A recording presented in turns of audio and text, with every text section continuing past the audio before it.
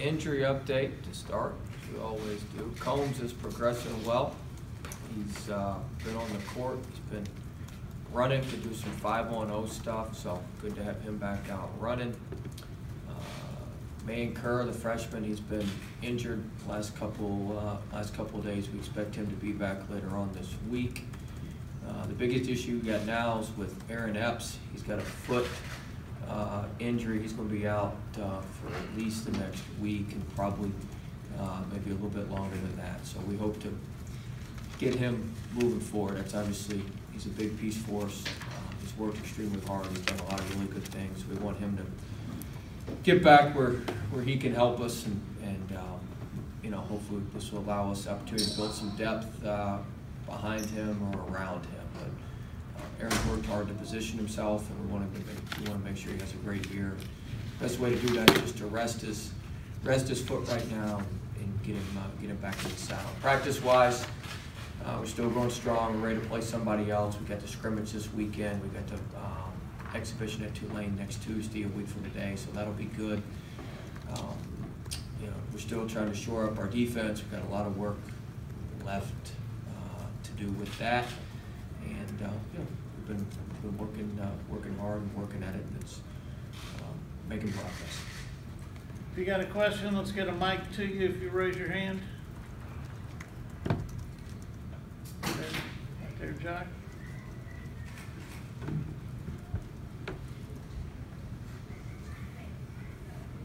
Coach, I guess some of the newest news since we last talked to you was the SEC predictions and where you were picked. Is that a motivational tactic? Do you bring it up, or do you not reference that at all?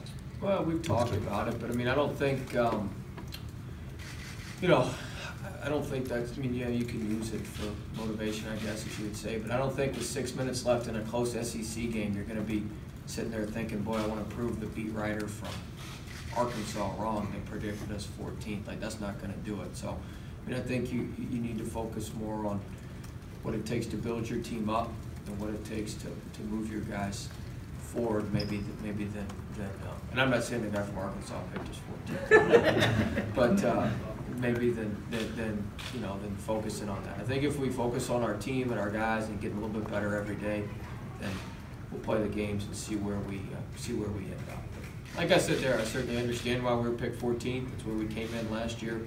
We lost our leading scorer. I mean, anybody, you know, if you're doing it on deductive reasoning, that would be a solid conclusion to come to.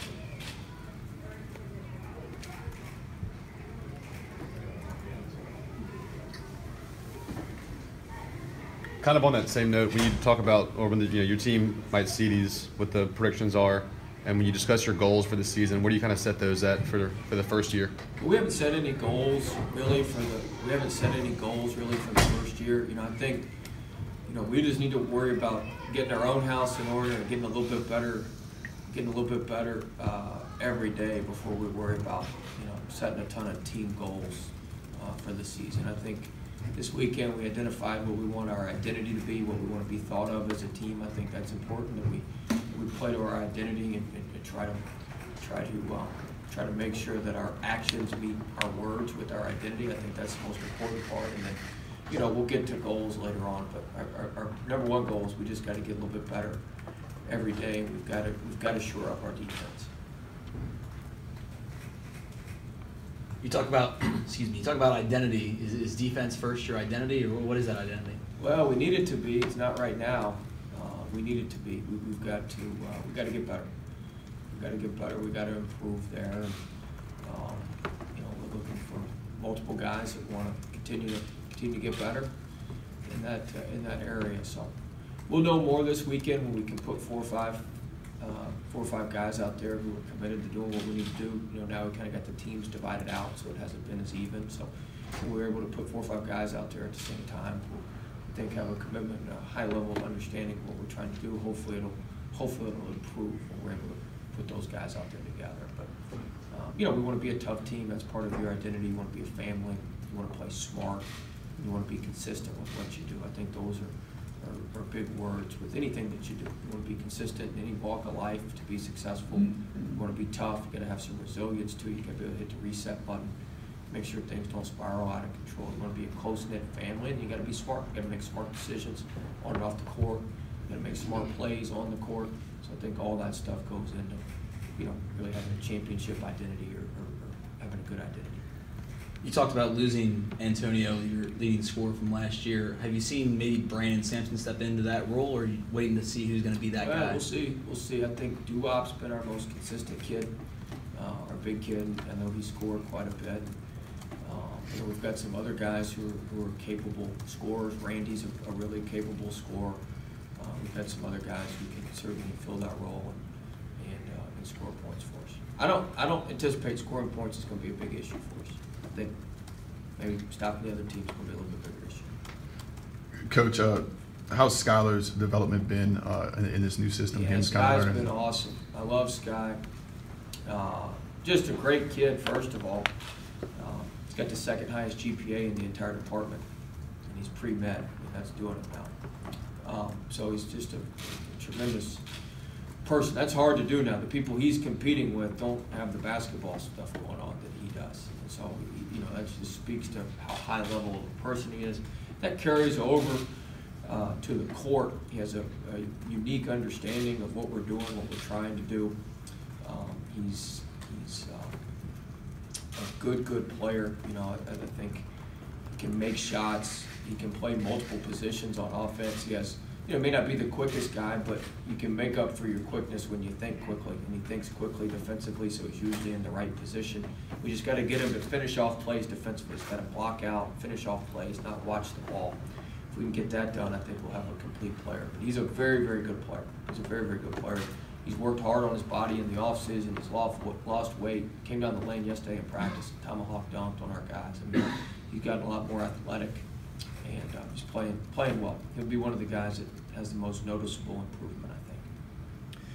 Convincing a high school recruit is obviously much different than convincing a grad transfer. They only have 1 year, and convincing them to come into a program with a lot of issues that's rebuilding. How do you do that? What issues?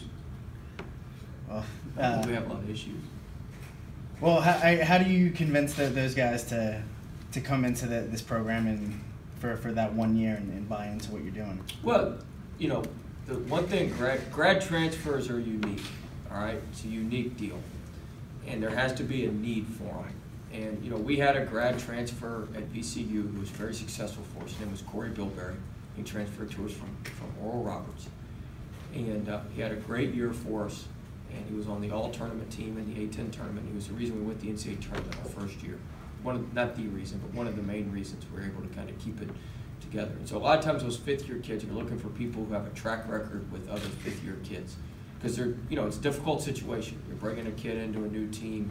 They don't know him. The kid's expecting to play. The kid was the best player on his other team typically, and you're bringing him in. He may not be your best guy. He's one of your best guys. So, I think, we certainly had a need at the position with Randy and Jeremy. And we don't know, we're still working to get Jeremy out there, but we certainly had a need in those positions. And, we had a track record of Coach Armstrong had some fifth-year kids at Ole Miss that had done well. Coach Heyer had a fifth-year kid at Wichita, a big kid who had done well. And so we had a track record and a history of being able to weave those guys into the program. What did you tell them to get them to come though? You tell them this is our plan for you. This is how we're going to get you better. This is how we see you playing. You got to do this on a bigger stage, what you've been doing at different places. And we're going to give you the stage, and we're going to give you the plan, and we're going to give you the opportunity. It's on you to take advantage of that. For you personally, has it been different recruiting against the Roy Williams of the world compared to when you're at VCU or Chattanooga? I think you recruit against yourself most of the time. I think most of the recruiting comes down to not stubbing your own toe and not making your own mistake. And if you've got something good if you've got a good product, just making sure that they understand what your product is. And if you've got people who are locked into what your product is about, then you're in good shape. So I think the hardest part of recruiting is identifying the right guys. So when you identify somebody who's the right type fit with your personality, with your coaching staff's personality, with the personality and identity that you want your program to take on, if you identify those type guys, they're automatically going to be connected to you. You don't have to do a lot of selling. And so I think, you know, you gotta find those personalities and find those guys that work. And when you find those guys that work and you dig in and you build relationships and you get going with it, then you get positive outcomes. But it starts out in identifying the right guys. If you identify the right guys, you're probably gonna get them.